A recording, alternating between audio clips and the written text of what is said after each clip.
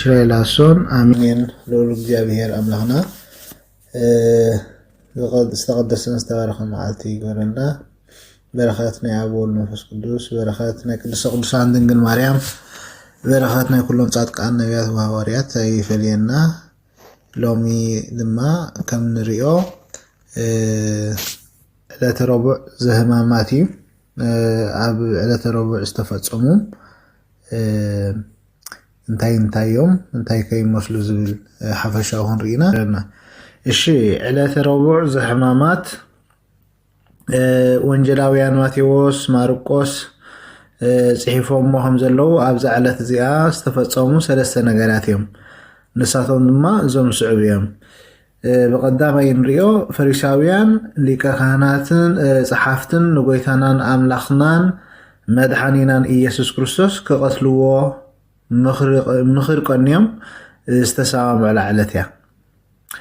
ከምኡውን ጎይታናን ኣምላኽናን መድሓኒናን ኢየሱስ ክርስቶስ ኣብ ቤት ለምጻም ስምዖን ከሎ ማርያም ሓጥእ ወይ ማርያም እንተ እፍረት ኢልና ንፅውዓ መፅያ ቅዱይ ቅብኢ ኣልባስጥሮስ ከም ዝቐብኣቶ ከምኡውን ናብ መዓልቲ ቀብሪ ከይትቐብኦ ቀልጢፋ ስለስተንስእቲ ይብል ታሪክ።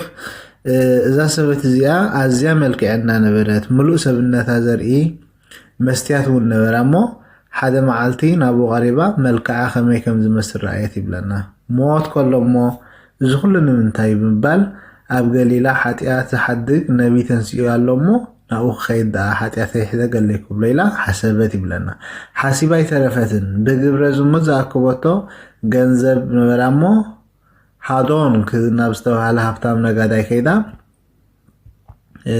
የቕሬታ ሃዳኖክ ዝበሃል ነገስታት ዝቐብእዎ ቅዱይ ቅብኢ ሽቶ ሽጠለ ይበለቶ ብ300 ዲናር ዓዲጋ ኣምፅኣ ንጎይታና ኣምላኽና መድሓኒት ክርስቶስ ቀብኣቶ በፀጉራ ጌራ ድማ ደረዘትሉ ይብለና ኣብ ተኣምረ ኢየሱስ። ከምኡውን ሰክንሳር 6 የካቲት ክንምልከት ንኽእል ኢና ማለት እዩ ንዝያዳ ሓበሬታ። ስለዚ እዛ ማርያም እዚኣ ምስታ ኣብ ወንጀል ዮሃንስ ምዕራፍ 13 ፍቕዲ 1 ዘላ እንተ እፍረት ትበሃል፣ ከምኡውን ማርያም ሓፍቲ ኣልኣዛር ትበሃል ማለት እዩ።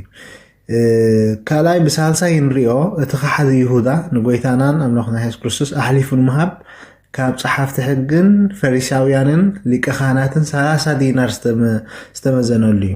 ሊቀ ካህናት ሽማገለታት ህዝብን ኣብ ልዕሊ ጎይታናን ፈጣሪናን ኢየሱስ ክርስቶስ ናይ ሞት ውሳኔ ንምውሳን ዝተኣከቦ ጉባኤ ማለት እዩ። ኣብዚ ጉባኤ እዚ ኣብ መብዛሕትኡ ሰዱቃውያን ክኾኑ ከለዉ ዝተረፉ ድማ ጸሓፍቲ ሕግን ፈሪሳውያን ነበሩ ይብለና። ብሓፈሻ ኣብቲ ጉባኤ 72 ኣባላት ዝተሳተፍዎ ኮይኑ መራሒኡ ኸ ሊቀ ካህናት ቀያፋ ነበረ ይብለና። ኣብዚ ዕለት እዚ ንጎይታናን ኣምላኽናን መድሓኒት ክርስቶስ ሒዞሞ ብኸመይ ከም ዝቐትልዎ ዝተማኸረሉ ዕለት እዩ። እቲ ኻሓዲ ይሁዳ ኣብ ጸሓፍቲ ሕግን ፈሪሳውያን ሊቀ ካህናት ኣብ ልዕሊ ጎይታናን ዝነበረ ፅድቂ ስለ ዝፈልጥ ኣሕሊፉ ክህቦምሲ እንታይ ትውኒ ኢሉ ኣሕሊፉ ክህቦም ከም ዝኽእል ዝተሰማምዓላ ዕለተ ረቡዕ ማለት እዩ። ኣስቆሮታዊ ይሁዳ ጎይታ ይምህረሉ ኣብ ዝነበረ እዋን ካብ ህዝቢ ናብ ሃዋርያት ካብ ዝመፅእ ዝነበረ ገንዘብ ተሓዚ ገንዘብ እዩ ነይሩ።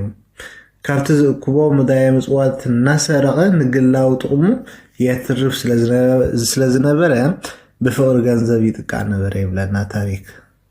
ስለዚ ይሁዳ ፍቅሪ ገንዘብ የጥቅዖ ከም ዝነበረ እቲ ሕቡእ ልማዱ ጎሊሑ ዝተረኣየሉ በዛ ዕለት እዚኣ ጎይታና ኢየሱስ ክርስቶስ ኣብ ቤት ለምጻም ስምዖን ከሎ ሓንቲ ሰበይቲ ኣዝያ ክቡር ዝኾነ ጨና ኣብ ዝለኸየትሉ ግዜ እታ ሰበይቲ ጥዑም ጨና ምስ ለኸየቶ ካብቶም ድምፂ ተቃውሞ ዘስምዐ ሰባት ሓደ ይሁዳ እዩ ነይሩ። እዚ ቅዱይ ጨና ተሸይጡ ንድኻታት እንትትውሃብ ፅቡቅ ነይሩ ብምባል ዝሃቦ ጉቡይ ሓሳብ ፈታዊኻ መሲልካ ለኻይ ትለኸየካ ከም ዝበሃል ጨና ተሸይጡ ጥቕሚ ይርከቦ ፈሲሱ ግን ጥቕሚ የብሉን። ስለዚ ይሁዳ ሓላይ ድኻታት መሲሉ ዘቕረቦ ሓሳብ ተቐባልነት ዘይምርካቡ ዝኮሬ ንክመስል ብቐጥታ ኸይዱ እንታይ ገይሩ ምስ ሊቀ ካህናት ኣሕሊፉ ንኽቦ ብ30 ዲናር ተሰማምዐ። እዚ ታሪክ እዚ ኣብ ሰለስቲኦም ወንጀላውያን ተጻሒፎም ረኽቦ ወንጀል ማቴዎስ ወንጀል ማርቆስ ወንጀል ሉቃስ ማለት እዩ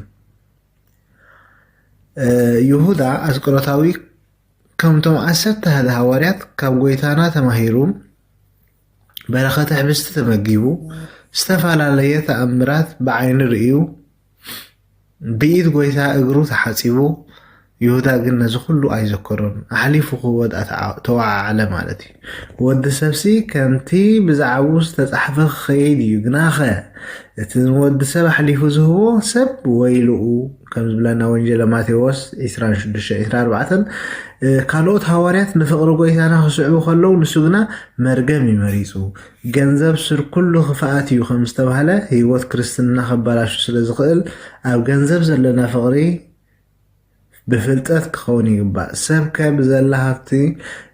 ብዘሎ ሃብቲ ዓለም ረብሒስ ነፍሱ እንተጥፈ እንታይ ይጠቕሞ ከም ዝብለና ወንጀል ማቴዎስ 16 ንዑ ክንዝክር ይግባአና ህዝበ ክርስቲያን ከምዚ ናይ ይሁዳ ብስምትኻ ተታምሲልካ ንግልኻ ጥቕሚ ምውዓል ኣዝዩ ክፉእ ሓጢኣት እሞ ሎሚ እውን እንተኾነ እዚ ግዜ እዚ ኣባና ንኸይርከብ ብገንዘብ ሃይማኖት ከይንሸይጥ ሃይማኖትና ክንዕቅብ ካብዚ ክፉእ ሓሳባትን ሓጢኣትን ድማ ክንጥንቀቕ እግዚአብሔር ይደግፈና እቲ ሓቀኛ ክርስቲያን ገና ሂወቱ ንፍቅሪ ገንዘብ ዘይኮነስ ንፍቅሪ እግዚአብሔር ንፍቅሪ ብፃይ እዩ ዝነብር ማለት እዩ ምክንያቱ እታ ካብ እግዚአብሔር ርሒቓ ዝነበረት ካብ እግዚአብሔር ወፂያ ዝነበረት ካብ እግዚአብሔር ተፈንቲታ ዝነበረት ማርያም እንተ እፍረት ናብ እግዚአብሔር ቀሪባ ዋጋ 300 ዲናር